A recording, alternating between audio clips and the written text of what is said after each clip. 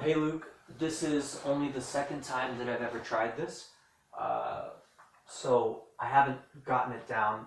I've been trying to get the focus to stay consistent, but it won't. So if it's going in and out, don't worry about that. Just focus on the words. In the meantime, let's get started. Finding a balance between progress and stability is Taiwan's top priority in the decade to come. Our goal is to develop secure, reliable energy while lowering our carbon footprint and deepening our international business ties. In order to promote security, we are looking to grow our domestic production of wind and solar energy, increase our fuel reserves, and diversify our sourcing for coal and natural gas. In addition to this, we will be phasing out nuclear power by 2025. In pursuit of these goals, the Tsai administration is implementing the 2030-50 Energy Plan, aimed at reaching a mix of 20% green energy, 30% coal, and 50% natural gas over the same time period. As we speak today, there are 3 nuclear power plants operating in Taiwan. 2 are located just outside of our capital. Taiwan, like Japan, is located on the Pacific Rim seismic zone. Everyone here remembers the devastating 2011 Fukushima Daiichi nuclear disaster. From a risk perspective, Taiwan cannot afford to depend on nuclear power for its energy anymore. In 2015, nuclear power accounted for just 14% of Taiwan's total electrical usage, so phasing it out need not strain the country's power supply. By implementing the 2030-50 plan, Taiwan will be able to manage our peak load needs without nuclear energy within 7 years. In the past, our solar PV capacity has doubled, reaching 100 trillion gigawatts, while our offshore wind supply has attracted more than 10 gigawatts worth of development applications. Green energy alone is enough to replace the 14% of our electricity currently being supplied by nuclear power. Taiwan has marked advantages in solar and wind production. We enjoy small solar declination and a consistently long day length. Moreover, Taiwan is the second largest solar cell manufacturer in the world and has a complete solar industry supply chain. These advantages provide a solid foundation for Taiwanese solar energy development. On top of this, Taiwan's at the top of the global offshore wind speed rankings. The environmental consulting firm 4C Offshore reports that a full 40% of the top, a full 40 of the top 50 best potential wind farm sites are located within Taiwan. The low price and relatively high power yield makes this a very appealing direction to take when considering green energy production. In terms of cost efficiency, technical maturity, and the promise of future business development, it's clear that Taiwan will benefit greatly from solar and wind power. So, our government has announced a solar power 2-year program aside a wind power 4-year program to bring our regulations and infrastructure in line with our energy goals. We are also promoting the Forward-Looking Infrastructure Development Program, which will also support these plans. As the supply of green energy rises and as energy storage technology improves, Taiwan will be able to utilize green energy to power its electrical vehicles. This will lower both carbon emissions and reliance on imported oil.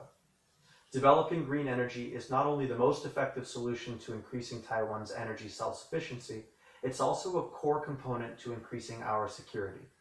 We import 98% of our energy from outside of our borders. And while as an island, we're familiar with the need for imports, a diverse, independent, reliable energy supply is necessary for our national security. Furthermore, the move towards green energy is in line with the government's effort to develop growth industries. Taiwan's expertise in this field allow us to stay globally competitive in a changing world economy. With clean, renewable energy attracting international attention, Taiwan will join other nations in creating balanced green energy policies based on our unique climate conditions and natural resources. These policies could, in turn, encourage private investment in renewable energy research and development, promising the greener future for the coming generations, as well as substantial contributions in technology. In addition, the potential for developing and deepening international business relationships presents opportunities for industrial growth. In the long run, green energy is the best way to satisfy our energy demands as it lowers CO2 emissions, reduces dependence on imported oil, and promotes economic development and international collaboration. I will make a few mistakes along this way. I'll reverse words or replace words with other words. The important point is that I move on from there. If I make a mistake that I can't ignore, laugh at myself, start over. If I can replace the word quickly, go for it. The important thing is that I don't think about it. I move directly on to the next sentence and focus on the task at hand. Security and stability are twin pillars of economic development. Energy supply must be sufficient and reliable, even in extreme conditions. The midday heat of the summer can test the limits of the power grid. Fortunately for us, Taiwan only spends a total of around 200 hours operating at peak load, which we define as power draw under 6% of our reserve rate. These relatively few hours happen between 1 o'clock and 3 o'clock on unusually hot days. But even with our reasonably low peak load hours, any potential shortages represent more than just inconvenience. They are an undue burden on business and industry. Recognizing this, the Taiwanese government will focus on two key components of energy stability: peak load supply efficiency and peak load management. Supply efficiency will be promoted by encouraging combined heat and power technology in our existing plants. This technology, also known as cogeneration, is a method of producing additional electricity from waste heat in a process that can bring net fuel efficiency up from 50% to 80%. That's a potential 30% increase in power production using the same quantity of fuel. Parallel to promoting supply efficiency, the Tsai administration will be working to reduce demand by implementing a series of peak shaving techniques. Smart metering, along with time of use rates and demand bidding, will provide incentives for more efficient energy usage, while new technologies like ice storage cooling will further reduce power draw. When demand is low, the 20-30-50 plan prevents wasteful spending on fuel and operations. The move to increase our use of natural gas plants allows us to respond to changing power demands in real time because of the speed at which these plants can be brought online, something not possible with coal or nuclear generation.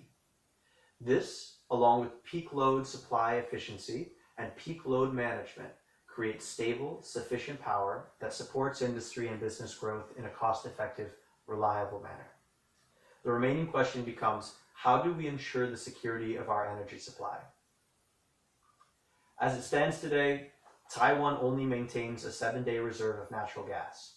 The Tsai administration plans to increase our reserve supply to 15 days, more than doubling our existing capacity and greatly increasing our buffer against disruptions. Natural gas, along with coal, will provide the majority of our energy, which makes them top national priorities. Taiwan is seeking new partners where it sources its energy. We are looking to deepen our connections to American and Japanese economies by moving beyond simply being exporters of manufacturing goods to directly incorporating Japanese and American products into the base level of our national production capacity.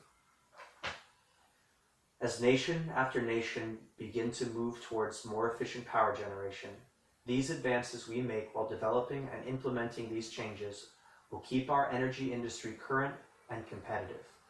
Wind power, being so remarkably cost-effective, is growing rapidly. In England, they've even started using wind turbines to power their oil rigs. The advantages Taiwan has, given our wind climate, position us well to take a lead in this growth market. Our solar situation is similarly well suited to industrial growth. As the second largest producer of photovoltaic cells, Taiwan already produces cutting-edge technical skill, which along with our complete supply chain means that we stand ready to do business.